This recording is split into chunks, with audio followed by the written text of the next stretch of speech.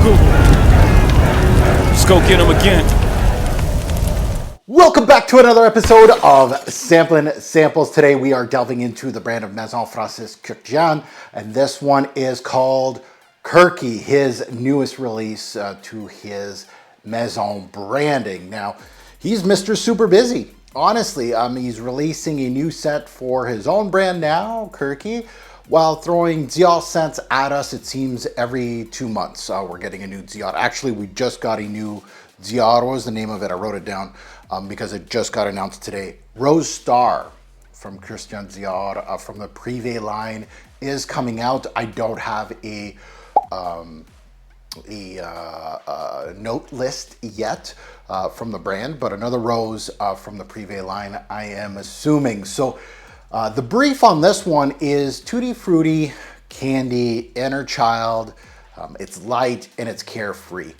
And so that is what you're going to be expecting out of this. Francis's nickname in his youth is what's on the bottle, which is Kurky. So, you know, back in the day, even in my day, my YouTube channel is based upon my last name. It got cut short, and that's what we did in high school on the sports teams. We always named each other either our last name or partial of our last name. I have a long French last name, so they cut it right down, and hence the Ropes 08 channel. The 08 comes from Kobe, just a little background for me. So yeah, Kurky was his nickname, and with the trends of soft alcohol-free scents with all the big brands, things like Cabriole by Hermes comes to mind, you'd think that this is in that genre, but it's not. It feels like it, but it's not. It's a grown-up piece, actually, but it will, you know, it does exactly what the brief says, in my opinion. They did something a little different here, and all you can do is appreciate that. But for the price, what are we getting here? And that is where I come in. I'm going to tell you about it. We're going to talk about longevity and projection because it is a soft spot on this fragrance. All the haters that don't like the scent will exaggerate longevity and projection to just, you know, it's always about Fragcomm, right? You hate it, you bash it to shit. Excuse my French. If you love it and you see a lot of people bashing it, you're going to exaggerate longevity and projection to kind of say, oh, this thing is great in all senses. Give it another chance. Sometimes you just have to be mindful and sometimes they're right? A crappy fragrance with crappy longevity and projection might be the thing. But again, defending a fragrance as far as longevity, I don't know, like it all depends on, and again, I'm not calling people liars, but how are you delving into and really gauging what longevity and projection is all about. If you put it on your clothes, right? A lot of people kind of say this, oh, it lasts a couple days on my clothes. Newsflash, I don't remember a fragrance that I put on my clothes that would not last days until it got washed. Newsflash, just letting you know. So that is not a true testament of longevity and projection. You got to put it on skin. And I have, you know, ever since 2010, I have my true patent in how do I delve into longevity and projection to give you the best. Obviously, it's all about climate. There's a lot of things that come into play. Here I'm based in Canada. If you're based somewhere else, California, something else, somewhere else, you might get differing things. Your skin might be a little more oily. These are things that they will differ, the longevity and projection a little bit, but not a drastic that people are saying this lasts 10 minutes versus people are saying that this lasts days. That's what you're getting on social media right now in regards to this particular scent. A lot of people are bashing it and saying that it lasts 10 minutes, and a lot of people are trying to defend it by saying it's 12 plus hours on their skin. So let's see what I get in regards to it. And I'm not saying either one is wrong. It all depends on a lot of things. So if you're new here, welcome to the Ropes 08 channel. I'm your host, Mark.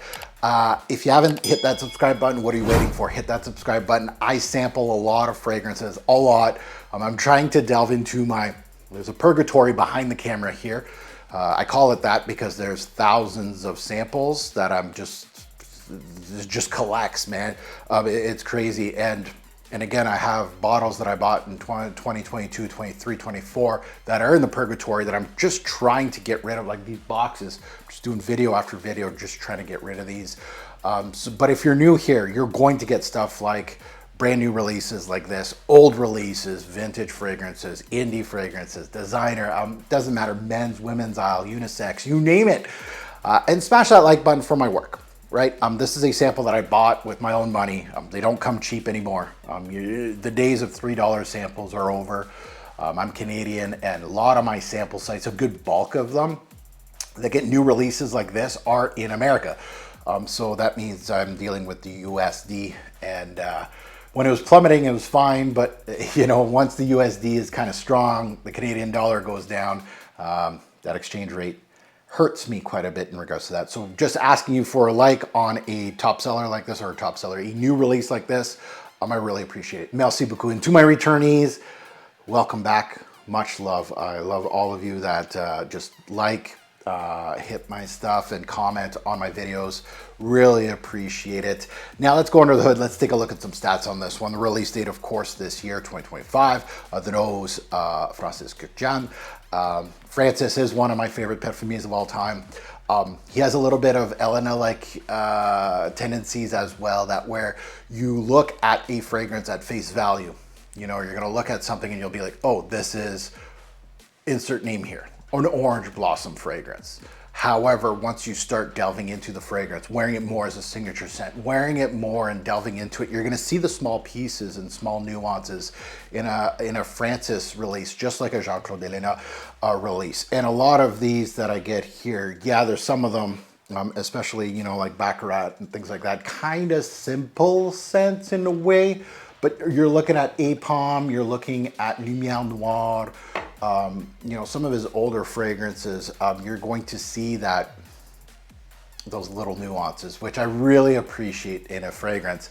Now let's take a look at the note breakdown, and then we're going to look at major notes. But the note breakdown starts us off in the intro as raspberry and peach.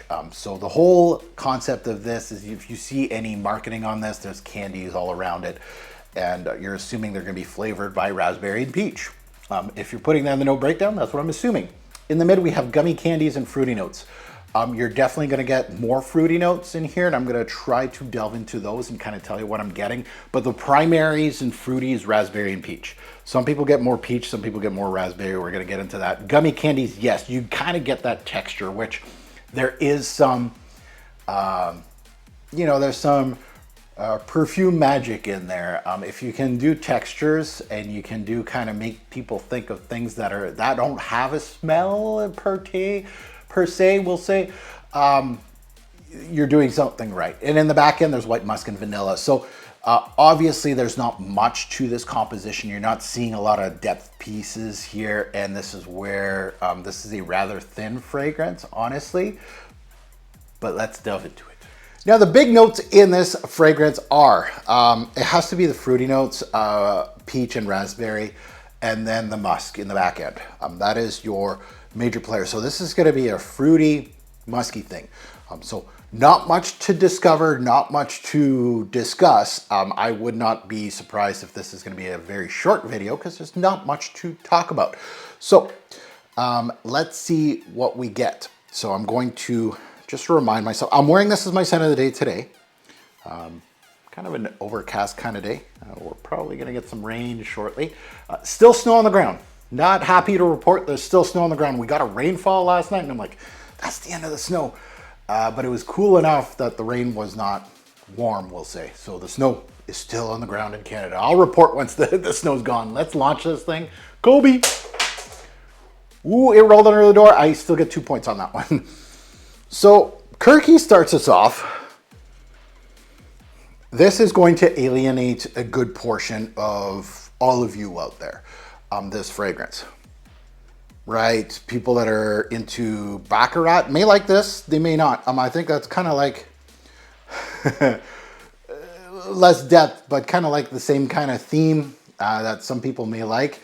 So immediately you're hit with what this marketing piece is telling us.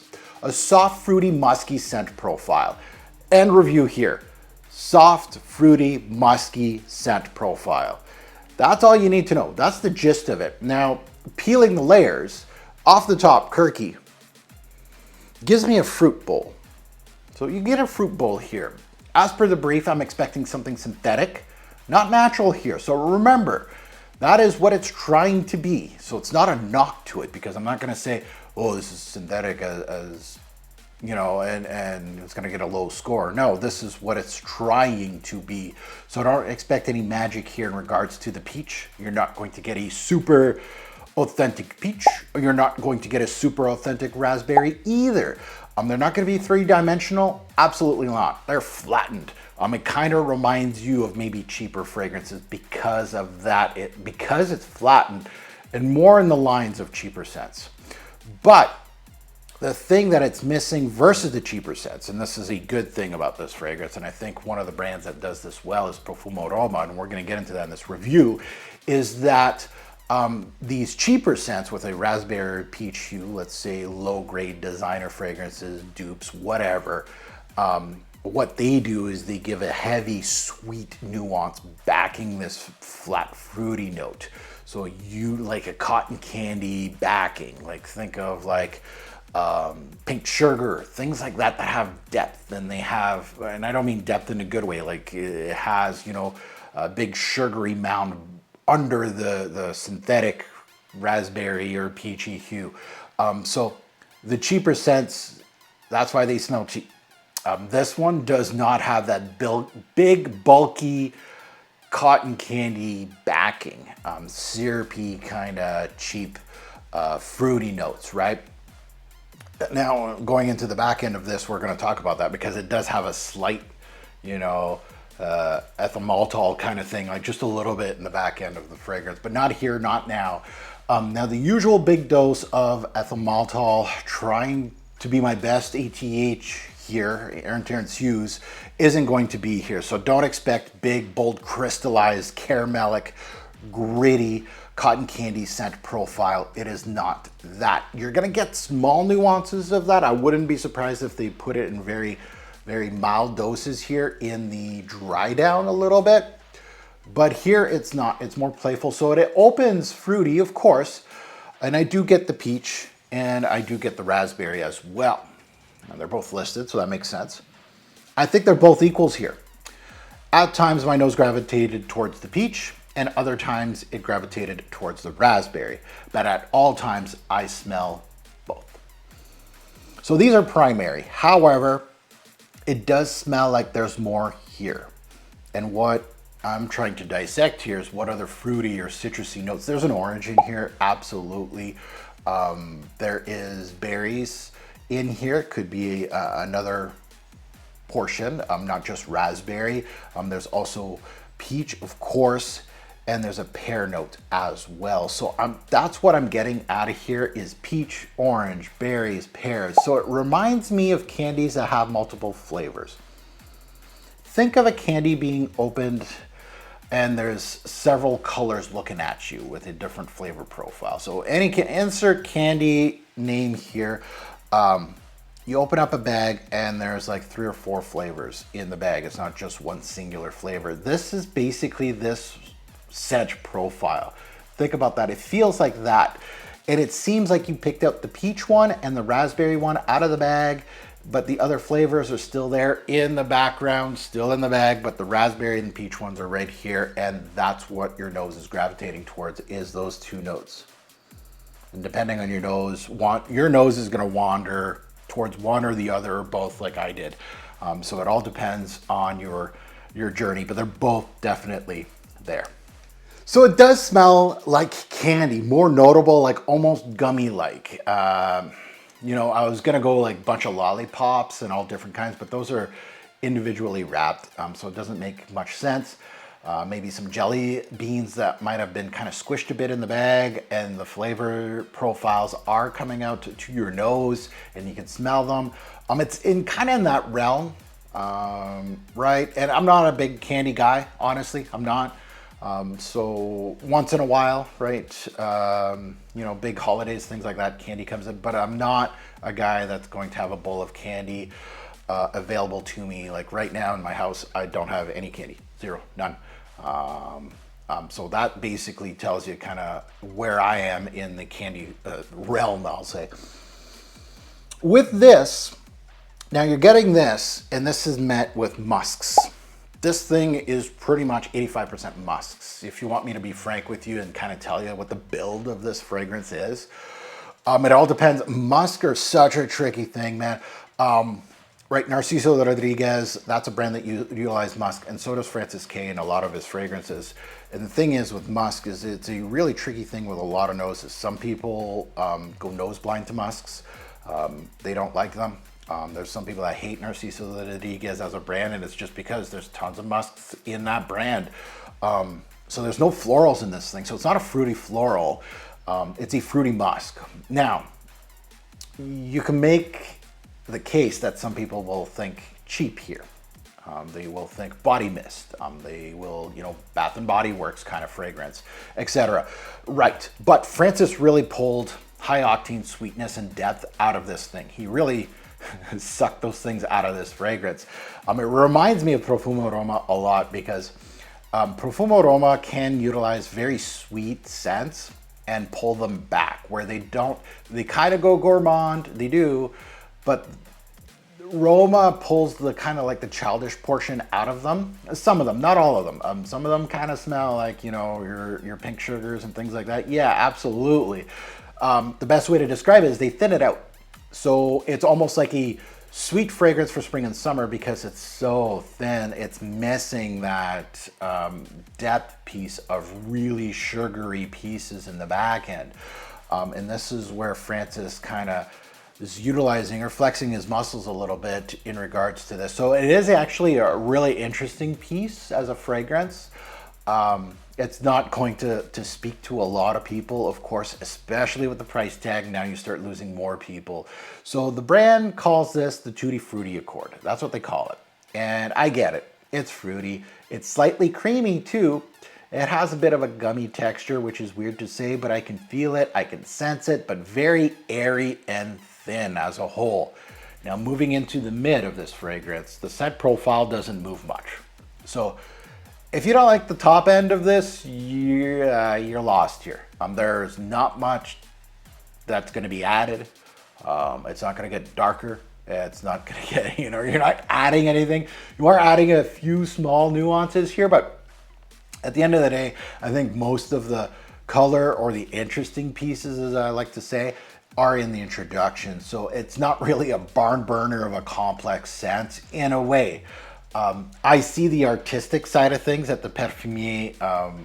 I think there was a lot of hard work put into this, honestly, to almost like mute things. I think that was the hard part. It's easy to have just a big loud thing sometimes. This is where I appreciate this scent, is the muting of some of the things. Now the fruity tones do mellow here. They're still there, which is nice to see because usually fruity tones are top notes. They burn off quite quickly. It felt like the peach and the raspberry were plucked out of the bag in the intro, so they had a more prominent role, so they were closer to your nose. However, at this point, you ate them. They're gone. So there's still peach and raspberry candies in the bag, but now they're together with their friends. They might be a little more prominent, but not as much as they were in the introduction. So those fruity tones do almost watercolor-esque there, that they were much more brighter in the opening that they are now. You may not even notice the transition here from top to mid, which is, it can be a good thing. The rough edges aren't there. And they could be a bad thing because it's very linear as a scent. It's almost like it's mellowing down, and that's pretty much all it's doing. So there is both sides of the coin here. Into the deeper dry down, the vanilla comes up a bit. Very basic vanilla. And Francis's strength is ambers, vanillas, right? Young Francis composing his normal release, right? His vanilla. But it's a very basic vanilla scent profile here, and also quite thin. As the musk continue to amplify to be the primary. Once the fruits start dissipating at a very low rate, actually. It takes a whole fruit bowl a long time to go. It really did here. and which is well done by the nose because usually fruity notes don't last. So it was actually, you know, musk amplify, vanilla introduces itself. Not a very good one, honestly. It's okay. It's not, you know, a star of the show or anything like that. And yeah, the fruity tones just kind of hold hold the fort. Once it really goes down in volume, it kind of just stays put. So you're still gonna have some watercolor-esque colors here with the musks.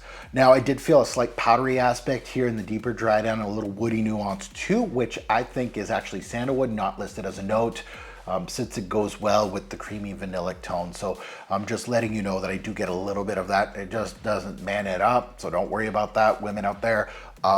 It's just a nice, soft, creamy sandalwood note that I felt a little bit towards the end, and I think is worth mentioning, even though it's not in the note breakdown. The sweetness in the back end does turn down a notch as well with the introduction of woods, but also the musk doing most of the heavy lifting. So at the end of the day, overall, Kurky had its moments. I think many won't like this, but I think there is a consumer that will enjoy this. The pluses were definitely the light and airy aspect of the scent profile, which I think plays into, we don't want this to smell cheap. I think if there was more depth, I mean more cotton candy-esque, you're looking at more of like a Baccarat kind of thing going on, right? With the crystallized caramelic sweetness with the peach and raspberry hue. Some people may say that sounds amazing. I want something like that. However, the thinness classes this thing up a bit. Honestly, even though it's a playful scent, it's supposed to be something in your, you know, reminding you of your childhood.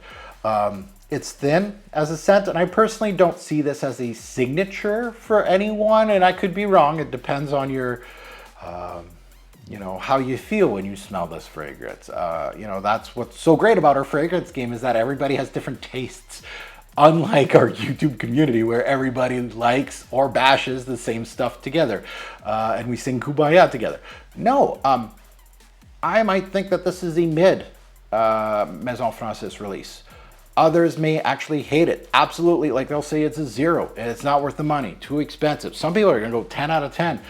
It's amazing, and that's what's great about this. And I'm saying, again, I don't see this as a signature. Someone's gonna be in the comments saying, this is my new signature.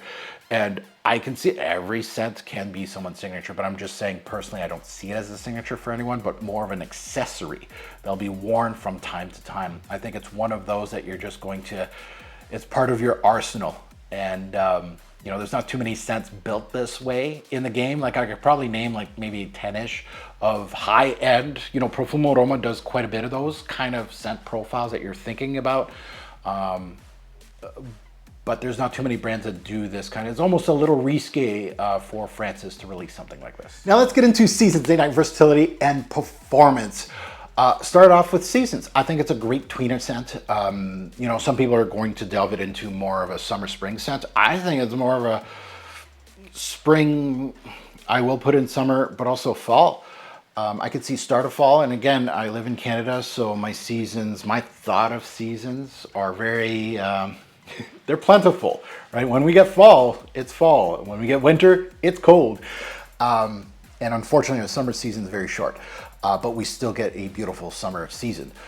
Spring, I think, is mostly the best. I think the fluctuation of temperatures will work itself with this fragrance. I can see it in the summer. I think the best type of days are beautiful summer days that the sun's out, but you got some wind. I think this is going to be one of those scents that, you know, it's not like plus 35 Celsius out there that you're going to the beach, it's hot, you're sweaty. No, but I think it's like something that's like a plus 25, 20 that you're comfortable. It's nice, it's beautiful, and you might be a little warm, but not uncomfortably warm.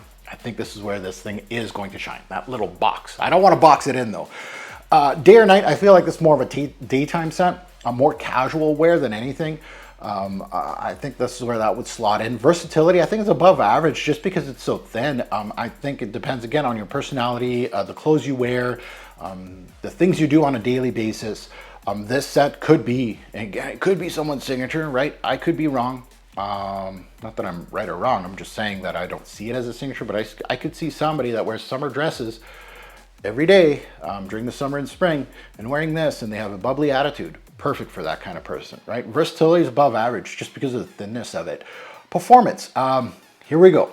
This is probably, you know, there's two things about this fragrance in this social media realm that are getting hit, right? The scent profile and of course the performance. I think I've done the scent profile. I think I did it justice. Performance. Unfortunately for me, I'm not going to be in the let's bash this all to hell and it has like 10-minute performance. Musks do well on my skin. They don't do extremely well, but they do well. And I'm not in the realm of this is going to last 12 plus hours on my skin. It doesn't. It really doesn't. And again, that's just me, my skin. And again, I still have snow on the ground. So maybe warmer climate may help this. But performance, longevity, 3 to 5 hours. So I'm not going to totally exaggerate how bad it is, and I'm not going to totally exaggerate how good it is. Is it great? Absolutely not. Is it good? We're having a hard time saying it's good as far as longevity. It's poor. It's not really poor. I've had really cheap fragrances, mostly designer fragrances that cannot last a stick above 1 hour. This can last 3 to 5 hours. I've smelt it throughout my days, 3 to 5, with well below projection. So this is the one thing that I think maybe all of us can agree upon is the projection on this thing. It just soaks up the skin so badly. It goes in and out at times. So that is one thing. Musky scents can do that. It can go in and out, which makes all kinds of sense for a musky scent profile. However, I feel on skin, people mentioning 12 plus hours of longevity are a little bit pulling your chain. Again, I'm not calling them liars. You know, that's up to you if you want to go on social media and say that. And again, everybody's up to their own opinion in regards to what they get, right? However, if you're putting it on a shirt and the shirt still smells 12 hours later, yeah, absolutely, I understand. On clothes for sure, but on skin, she's thin. So that's basically what I'm trying to say and portray here. Look at my numbers with a grain of salt. This is performance has never, to me, if you're looking at fragrance reviews for performance, performance is probably the lowest thing. Like if I'm grading it like out of 10, the whole thing, performance is really low for me as a grading piece. Versatility is important. Scent profile is important. The build is important. Is it speaking to me? Is it one of the best in the genre?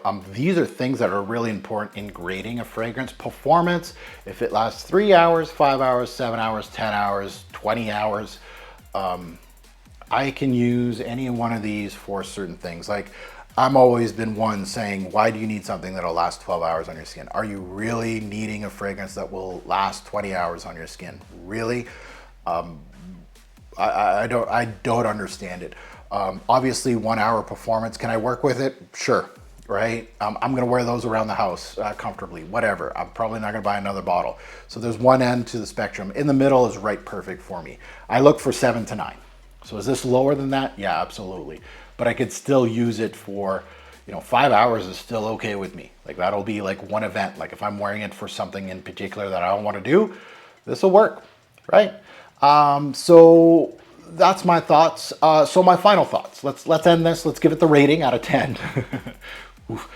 My final thoughts are, maybe I see a woman that is having a fun day in the spring with the sundress on wearing this.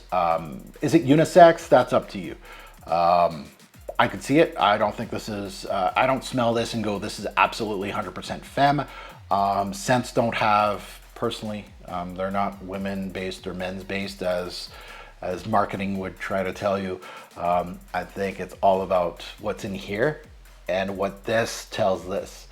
So when the scent profile goes in and, with me, it's peach, right? Peach makes me think of a female fragrance. It doesn't matter. It's just a peach. Peach doesn't have a gender to me, but it does in my head. Why? Because of maybe something in the past, right? When I was a kid, maybe multiple women in my life wore peach. And that's just my thought now. It's just like, peachy scents, right? Any other fruits, pear, raspberry, has no gender to me. I don't have that.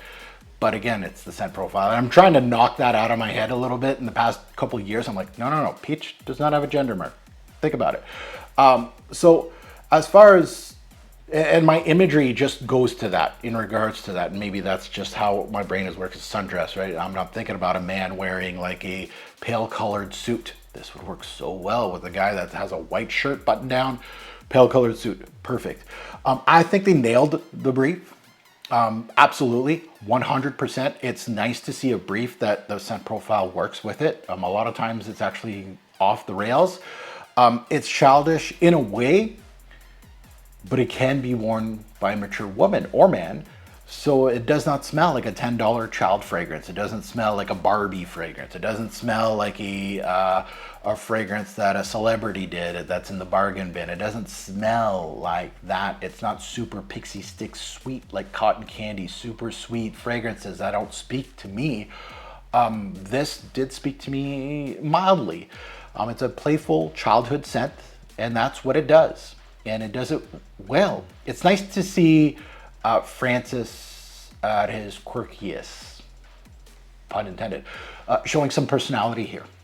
However, as interesting as it is in some aspects, for me it fell short a bit. And again, it's not super unique. Like if it was an absolutely unique piece, I would be like, yeah, I think I should have one of these. But again, like I'm naming off Roma, Perfume Roma does this, and their longevity and projection is pretty big. So if you like this and you've never smelled a Perfume Roma, and I'm not going to give you several examples, I don't have names in my head because they have these names, but go on Base Notes, go on Fragrantica and type in Perfume Roma and look at these gourmand scents that they have. Get a sample set. You may like those because they also have much more projection and longevity than this thing. But this would actually kind of fit in with their branding as well. I feel like this one would be in that branding. But these kind of fragrances don't really speak to me much. So as far as a rating, I'm not going to completely bash it. I'm not going to completely give it its flowers. I'm kind of in the middle here, so I am going to give it a score of a 4 out of 10. Yeah, it's extremely close to being one of the worst releases in 2025, which is a 2 right now from Roja. And we have a couple 3s on my channel, but I think it's one of those that, am I inkling to get a bottle? Absolutely not. I'm not. It was an interesting piece and I could see the artistic side of things. But as a scent profile, like I'm not, my sample's done. Am I itching to get another sample or a bottle? Absolutely, I'm not. I'm just like, oh, interesting piece, moving on. I'd rather spend more on, there's some Francis K's that I do want to buy that I don't have in my collection yet, and they speak to me a lot more than this. So a mid-release from Maison Francaise. And again, it's easy to bash him right now and what everybody else, but I'm not trying to be that. I'm my own person, and I don't care if I'm against the flow or right in the middle of it, or I'm with everybody else. I tried to be as good as I could be as a fragrance reviewer for you, to tell you some positives and some negatives in the fragrance, and I think there's a lot of that. So yeah, 4 out of 10. Now that you heard my take, I'd love to see yours in the comments below. Good, bad, and the ugly, right? You can, please, let us know if you love it. Why do you love it? What are the things that speak to you more in this fragrance? I'd love to see that. In regards to the hate, I think I know why people hate it. Longevity and projection, mostly the projection and the scent profile. I don't see any other reason why you would hate this thing. Yeah, so I can't wait to see those. And as always, a great pour fragrance will make a lasting impression. Choose your scent wisely. Thanks for watching, YouTube. Have a good one.